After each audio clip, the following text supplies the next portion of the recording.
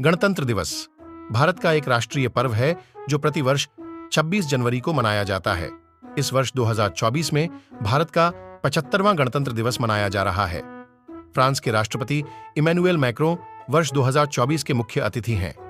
इसी दिन सन 1950 को भारत सरकार अधिनियम 1935 को हटाकर भारत का संविधान लागू किया गया था। यह भारत के 3 राष्ट्रीय अवकाशों में से एक है। भारतीय संविधान के रचयिता डायन भीमराव अंबेडकर हैं। एक स्वतंत्र गणराज्य बनने और देश में कानून का राज स्थापित करने के लिए 26 नवंबर 1939 को भारतीय संविधान सभा द्वारा इसे अपनाया गया और 26 जनवरी 1950 को लागू किया गया था। इसे लागू करने के लिए 26 जनवरी की तिथि को इसलिए चुना गया था क्योंकि 1930 में इसी दिन भारतीय राष्ट्रीय कांग्रेस ने भारत को पूर्ण स्वराज घोषित किया था। इस दिन हर भारतीय अपने देश के लिए प्राण देने वाले अमर सपूतों को श्रद्धांजलि अर्पित करते हैं। गणतंत्र दिवस की पूर्व संध्या पर राष्ट्रपति राष्ट्र के नाम संदेश देते हैं। स्कूलों, कॉलेजों आदि में कई कार्यक्रम आयोजित किए जाते हैं। भारत के राष्ट्रपति दिल्ली के राजपथ पर भारतीय ध्वज फहराते हैं। राजधानी दिल्ली में बहुत सारे आकर्षक और मनमोहक कार्यक्रम आयोजित किए जाते हैं। दिल्ली को अच्छी तरह सजाया जाता है। कर्तव्य पथ पर बड़ी धूमधाम से परेड निकलती है, जिसमें विभिन्न प्रदेशों और सरकारी विभागों की झांकियां होती हैं। देश के कोने कोने से लोग दिल्ली में 26 जनवरी की परेड देखने आते हैं। भारतीय सेना अस्त्र शस्त्रों का प्रदर्शन होता है। 26 जनवरी के दिन धूमधाम से राष्ट्रपति की सवारी निकाली जाती है तथा बहुत से मनमोहक कार्यक्रम आयोजित किए जाते हैं। देश के हर कोने में जगह जगह ध्वजवंदन होता है और कई तरह के कार्यक्रम आयोजित किए जाते हैं। विश्व भर में फैले हुए भारतीय मूल के लोग तथा भारत के दूतावास भी गणतंत्र दिवस को हर्षोल्लास के साथ मनाते हैं। भारत के हर कोने कोने में मनाया जाता है और देश के प्रति एक नई उमंग देखने को मिलती है। गणतंत्र दिवस मनाने का मुख्य उद्देश्य यह है कि 26 जनवरी 1950 को पूरे 2 साल 11 महीने और 18 दिन लगाकर बनाया गया संविधान लागू किया गया था और हमारे देश भारत को पूर्ण गणतंत्र घोषित किया गया।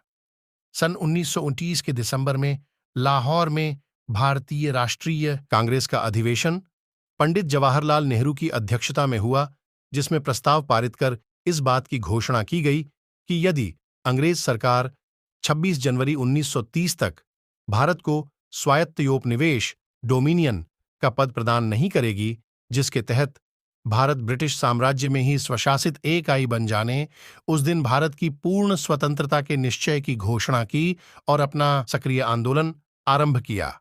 उस दिन से 1947 में स्वतंत्रता प्राप्त होने तक 26 जनवरी स्वतंत्रता दिवस के रूप में मनाया जाता रहा। इसके पश्चात स्वतंत्रता प्राप्ति के वास्तविक दिन 15 अगस्त को भारत के स्वतंत्रता दिवस के रूप में स्वीकार किया गया। भारत के स्वतंत्र हो जाने के बाद संविधान सभा की घोषणा हुई और इसने अपना कार्य 9 दिसंबर 1946 से आरंभ कर दिया।